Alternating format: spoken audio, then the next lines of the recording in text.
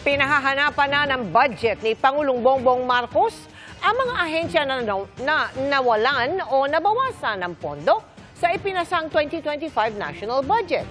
May ilan ding pondo na pinababalik naman ng Pangulo sa orihinal nitong pinaglaanan. Nakatutok si Ivan Mayrina. The original budget can be described as suboptimal.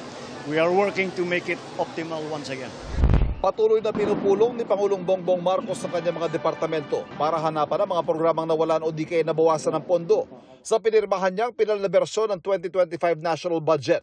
Sa pulong niya sa Department of the Interior and Local Government kanina, nakita mahigit 1 bilyong piso na wala sa ilang priority projects tulad ng Information Technology o IT program ng PNP National Police Clearance System at bagyang drug-related integration at generation system. At kapuna-puna kung saan daw inilaan ang mga pondo. Nilagay nila halos 1 billion sa all-terrain amphibious rescue vehicles for Region 5. Specific yan to Region 5. At naglagay sila ng additional 500 million pesos sa Intelligence Fund. Pinababalik daw ng Pangulo ang mga inilipat na pondo sa orihinal na paglalaanan. Ang 500 million pesos sa Intel Fund, pinalilipat daw para sa isang integrated 911 system sa buong bansa. Kapag nais sa katuparan ng proyekto, makakaresponde mga pulis o bombero sa anumang emergency sa loob ng 3 minuto.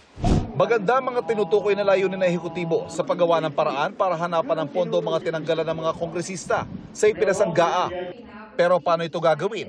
Gayon nakatakda sa GAA na isa ng ganap na batas kung saan ilalaan at kung magkano ang pondo sa bawat linya nakasaad dito.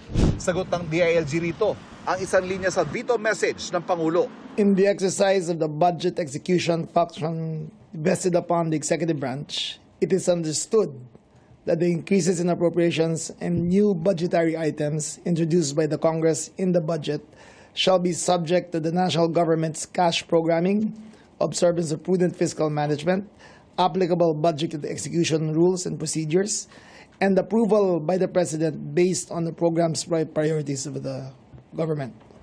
Para sa GMA Integrated News, Ivan Mayrina, nakatutok, 24 oras.